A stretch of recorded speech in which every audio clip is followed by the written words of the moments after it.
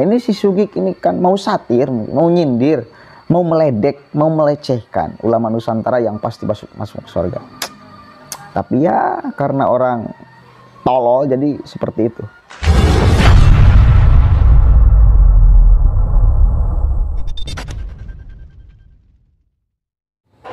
Assalamualaikum warahmatullahi wabarakatuh. Hamdan syukran lillah, amma ba'd. Salam sejahtera untuk kita semua. Semoga kita tetap berada di jalur yang diinginkan oleh Allah dan diridhoi oleh Allah Subhanahu wa taala.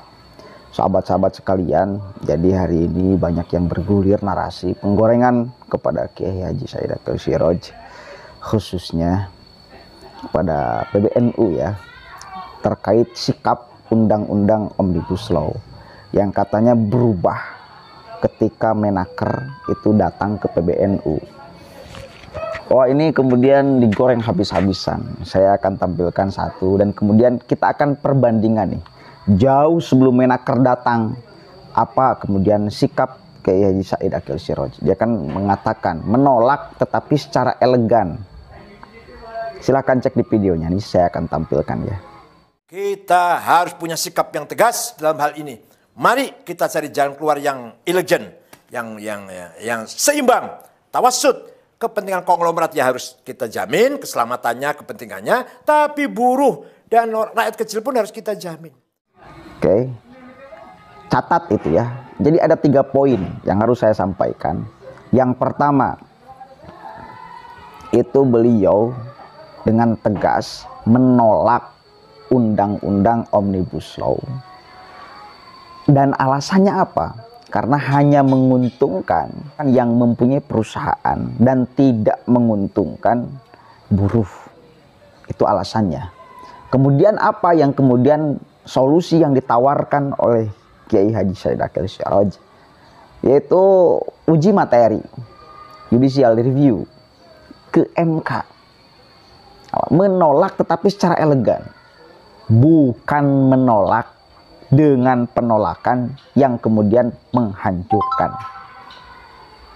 Wala tufsidu fil ardi ba'da islahiha. Kan jelaskan di dalam ayat Al-Qur'annya. Janganlah kemudian membuat kerusakan. Gitu loh. Nah, kemudian datanglah Menaker ke PBNU. Kemudian lebih dipertegas lagi ya. Lebih dipertegas lagi oleh PBNU, oleh Kiai Said Akil Siroj. Nih, pas pertama dia tidak mengatakan judicial review. Dia hanya mengatakan Kiai Said Akil Siroj menolak secara elegan. Ini catatannya ya. Nah, kemudian ketika Menaker datang, barulah dipertegas ya, dipertegas bahwa maksud dari menolak secara elegan itu aju banding materi, uji materi di MK, judicial review namanya, dipertegas itu oleh Kiai Said Akil Siroj. Artinya bahwa tidak ada perbedaan pandangan ketika sebelum datang dan setelah datang.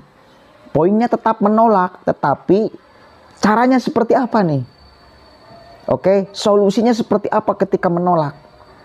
PBNU khususnya Kiai Said Akil Siroj itu tidak membenarkan cara-cara yang anarkis di dalam ketika ingin membatalkan undang-undang tersebut. Itu. Kemudian nih, saya akan lihat nih ada ya biasalah dia abal-abal.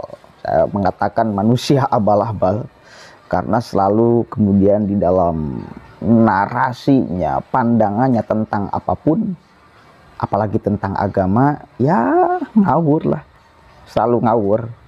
Lihat di Munja Channel, channelnya Sugik Nurharja, itu dia menggoreng ya, menggoreng kedatangan Menaker ke PBNU. Saya akan bacakan nih 2 hari ke belakang status di komunitas. Ketum NU Pak Akil Siroj, ulama besar Nusantara pasti masuk surga berfatwa. Gila enggak? Itu apa namanya? Ledekan tuh. Siapa yang bisa memastikan orang masuk surga? Itu ungkapan kebodohan saya kira. Mungkin mau satire, menyindir, tapi menyindirnya tidak bisa dia. Pertama, Undang-Undang Ciptaker hanya menguntungkan konglomerat. Kemudian Pekabat Menaker datang ke rumah sang ulama Nusantara pasti masuk surga untuk menjelaskan soal undang-undang Ciptaker. Tuh, yang pertama ya. Kedua, dan akhirnya ulama Nusantara Bapak Akil minta polisi ungkap aktor intelektual demo penolakan Omnibus Law. Dan endingnya ulama Nusantara pasti masuk surga. Ini pun berfatwa uji undang-undang Ciptaker ke MK lebih terhormat dibanding mobilisasi massa. Ini awas, kemudian narasinya ini kemudian penggiringan opini kan. Dia menginginkan ini penggiringan opini agar publik menilai bahwa kisah itu muncul di dalam berstatement, sebelumnya ngomong apa, setelahnya ngomong apa, padahal sama sekali enggak. Kalau saya melihat mengamati rangkaian kalimat perkataannya kisah ya sama, intinya menolak. Cuma penolakannya seperti apa? Nah ini yang mungkin setiap orang punya cara.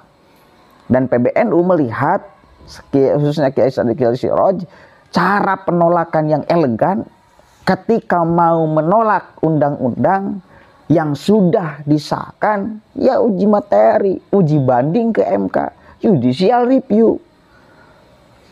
Menggunakan dialogis, bukan anarkis. Begitu saudara. Jadi saya menangkapnya itu ya. Sok coba, mari kita berpikir loh, objektif di sini. Sok kita objektif, bener gak ya? Demokrasi yang baik ya demokrasi yang mengedepankan dialogis terhadap persoalan yang hadir.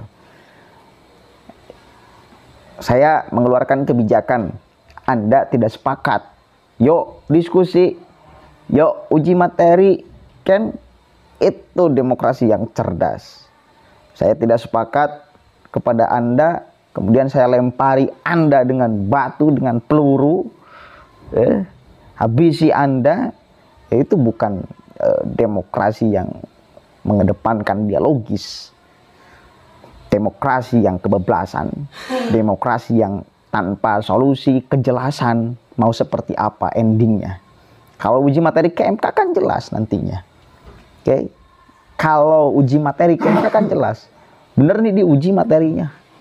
Kemudian MK memandang bahwa memang ini akan merugikan buruh, akan merugikan pekerja, ya mungkin akan diganti, apa direvisi, apa bahkan dihilangkan, kan gitu. Dan itu lebih terhormat, Pak. Itu maksudnya itu. Jadi sama sekali tidak ada kemudian perbedaan statement antara jauh sebelum Menaker datang ke Kang Said dan setelah Menaker datang ke Kang Said. Ada perbedaan, cuma lebih dipertegas saja. Ya, jadi jangan membuat bola liar.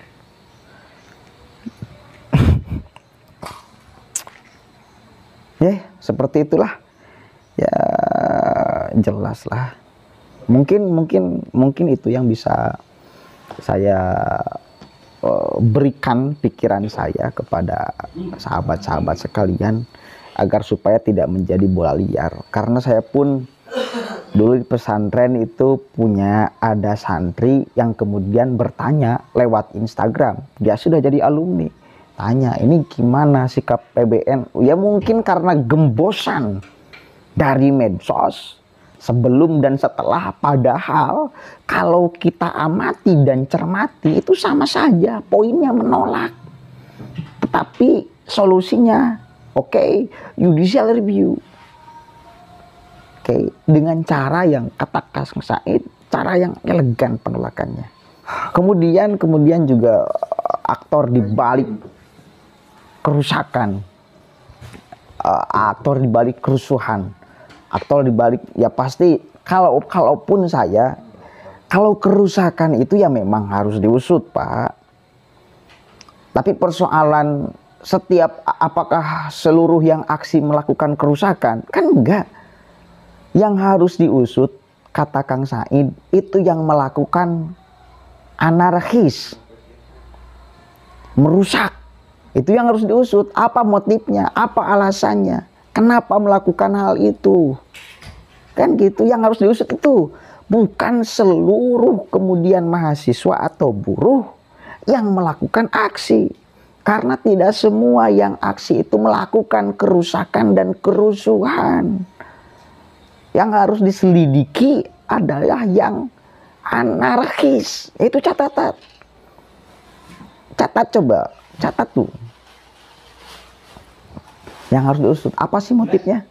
Apakah ada yang nyuruh? Atau memang kehendak sendiri? Kan?